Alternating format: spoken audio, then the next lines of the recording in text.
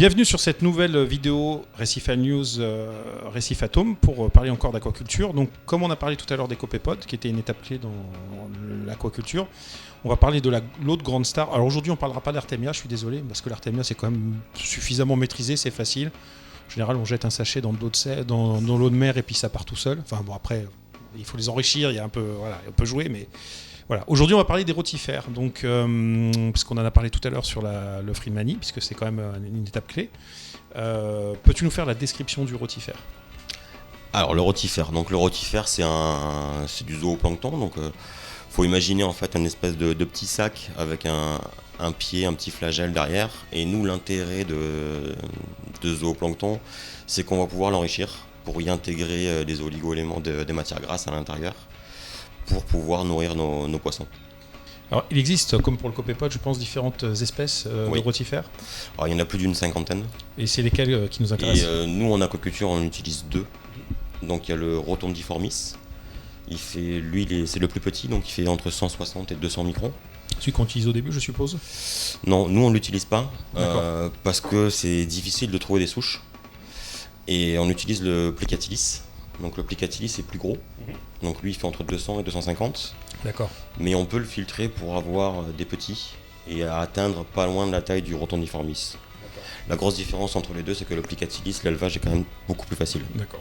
Justement, on va parler de ça, donc quel est l'équipement, quels sont les paramètres d'eau qui sont nécessaires pour arriver justement à élever pas le copépode, je disais au copépode tout à l'heure, j'ai encore le copépode dans la tête, le rotifère. Donc le rotifère, on va commencer par l'équipement, donc pas besoin de grand chose. Donc cuve, dans l'idéal, une cuve forme cylindre conique, une bouteille d'eau inversée, ça marche aussi, un bulleur avec un bon débit quand même, il faut que ce soit bien brassé, et un chauffage. D'accord. Il faut absolument chauffer l'eau pour la flotte des rotifères. D'accord, ok. Donc du coup on en vient aux paramètres. Sur les paramètres, l'idéal c'est de maintenir 27 degrés. D'accord. Et la salinité, il faut qu'elle soit à 25 pour 1000. D'accord. Voilà. Faut savoir que c'est une espèce d'eau saumâtre, ça vit pas dans la mer. Ok. Du coup, bon, là, les paramètres sont bons. Donc après, il y a la phase toujours critique du nourrissage. Oui. Alors je sais que ça c'est souvent un point pour les amateurs qui est complexe, parce qu'il faut trouver des sources d'algues qu'on arrive à dupliquer, à conserver, à pas polluer. Enfin, il y a plein de critères. Donc nous on a arrêté de faire comme ça en fait, on achète des algues concentrées qu'on garde au frigo, qu'on peut garder bien 15 jours, 3 semaines et qu'on distribue directement plusieurs fois par jour. Et en parallèle on a essayé maintenant des poudres en fait qu'on mixe dans de l'eau. D'accord. Là le gros avantage c'est que ça se garde un an au frigo. D'accord. Donc c'est déshydraté. Je suppose que c'est une poudre déshydratée. Ouais. Bon, c'est composé principalement d'algues. Hein. Oui. Le problème de cette chose-là, c'est que ça pollue par contre énormément. Oui. Comparé à de l'algue, mais en croissance, on a plus que doublé. Ouais. D'accord. J'allais dire triplé, mais non, on n'y est pas, mais au moins plus que doublé. Bon, c'est pas mal ça. C'est quand même. De toute façon, nourriture égale pollution de toute façon. Donc voilà, il y a toujours un coût à payer. Donc. C'est ça.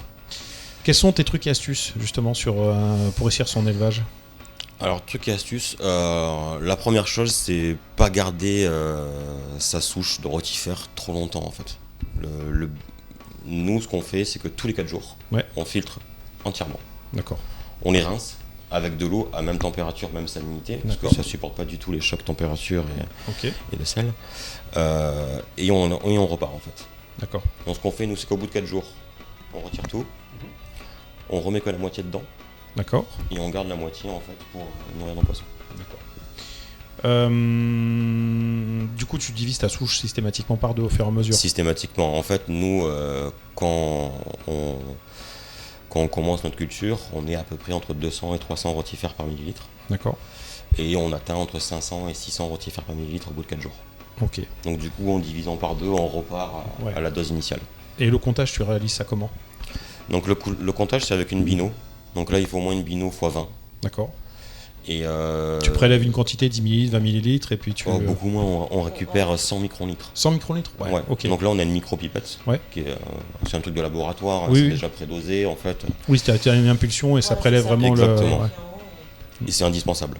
Ok. Ça, c'est vraiment une bino. Enfin, compter ses rotifères tous les jours, c'est indispensable. Oui, pour savoir ce qu'on va donner à Voilà, nourrir. c'est ça. La nourriture, c'est vraiment en fonction. C'est un point problématique, c'est en tant que professionnel, donc une bino, ça s'accepte. Oui. En tant que particulier, est-ce qu'il n'y aura pas une petite astuce pour juste se dire qu'au bout de 2 jours, 3 jours, la souche, elle va dépérir ou... Enfin, je sais pas, voilà, tu vois l'idée derrière. Ouais. Moi, j'ai fait l'expérience d'avoir une fois l'albino qui est tombé en panne. Ouais. Donc, du coup, j'avais ma petite coupelle en verre. J'avais légèrement surélevé, j'avais mis une lampe dessous. Ok. Et en fait, à l'œil nu, on arrive quand même à les voir. Ok. Il faut avoir des bons yeux, Ouais. mais t'arrives à les voir. Ouais. Pas trop de PlayStation avant pour regarder Non. ça. Ouais. Et puis pas le matin au réveil. Ouais, Ouais. Les deux règles. Ouais. Ok. Mais non, ça fonctionne, oui. Après, l'intérêt de l'albino, c'est de voir aussi la qualité. Oui, je me Parce doute. qu'on voit s'ils bougent vraiment bien, Si le sac est bien rempli, s'ils sont si bien le sac nourris. est bien rempli, s'il n'y a pas trop de flocs à côté, c'est-à-dire de détritus, Ouais. d'amas d'algues. D'accord. Voilà. Et donc, du coup, nous, l'astuce supplémentaire qu'on a, c'est pour éviter. Il y a des systèmes d'élevage de rotifères qui existent complets avec une filtration Oui, automatique. j'ai en vu ça. permanence. Ça s'achète relativement facilement en plus maintenant. Oui, oui. Bon, bah, c'est pas pour leur casser leur truc, mais nous, en fait, on fait dans nos bouteilles. Bon, nous, c'est des bouteilles de 60 litres, mais l'équivalent d'une bouteille. Et on met simplement de la ouate dedans. D'accord. Voilà. Bouteille verre ou bouteille plastique? L'idéal, c'est la bouteille verre. Ouais, pour les mesures de... C'est parce que ça se nettoie beaucoup mieux. Ouais, pour la prophylaxie après derrière, Ouais. quand tu dois les désinfecter, Parce tout que ça. Ouais. le plastique, ça se règle, ça, du coup, on peut Voilà. difficilement Après, quand, nettoyer. quand c'est rien à l'intérieur, tu sais pas si c'est nettoyé ou pas. Exactement. Ok, pour éviter de polluer les souches. C'est ça. On en est donc maintenant à la partie stockage, puisqu'on a parlé d'optimisation. Enrichissement et stockage. Ouais. Donc là, on a élevé notre rotifère. Donc une fois qu'on a récupéré au bout de 4 jours notre dose, donc là, on les remet dans une bouteille. Donc là, on met le bullage normal au fond. Et donc là, on met de l'enrichissement. Maintenant, ça commence à se trouver. La marque Inve fait ça. Ouais. Donc différentes gammes. Nous, on utilise le espresso. D'accord. C'est facile à doser. C'est 0,3 ml par litre. Donc, Difficile de se planter. oui, c'est difficile de se planter. Et ça dure que 6 heures. Ok. Donc là, on les laisse 6 heures là-dedans. Au bout de 6 heures, on les récupère sur notre tamis. Tamis qui doit jamais être à sec. Oui. Le rotifère supporte pas du tout être à sec. Donc il faut toujours qu'il y ait de l'eau dans le tamis. Et après, on rince toujours avec de l'eau à 25 pour 1000 à 27 degrés. Ouais. Et après, une fois que c'est parti, après c'est stocké. Et après, une fois qu'on a ça, voilà, nous on les stocke. Là, faut pas dépasser les 10 millions en litres. Ok. Donc c'est pour ça qu'il faut absolument compter. Donc 10 millions en litres, ça fait déjà un liquide bien marronasse quand même. Hein. Bien opaque. Ouais, c'est bien opaque. Ouais. Et là, l'idéal, c'est de le stocker à bain-marie dans de la glace. Ok. Donc le but en fait de le stocker dans le bain-marie dans la glace, c'est que ça va descendre dans l'idéal à 4 degrés. Et en fait, à 4 degrés, le rotifère, il est presque en léthargie. Ok. Et ça évite qu'en fait, que pour son métabolisme, il utilise l'enrichissement qu'on s'est embêté à lui injecter. Ouais, c'est ça. Et après, qu'il arrive dans le bassin et qu'il soit vide en fait. Les sources de protéines sont toujours disponibles une fois que vous le sortez de là, quoi. C'est ça.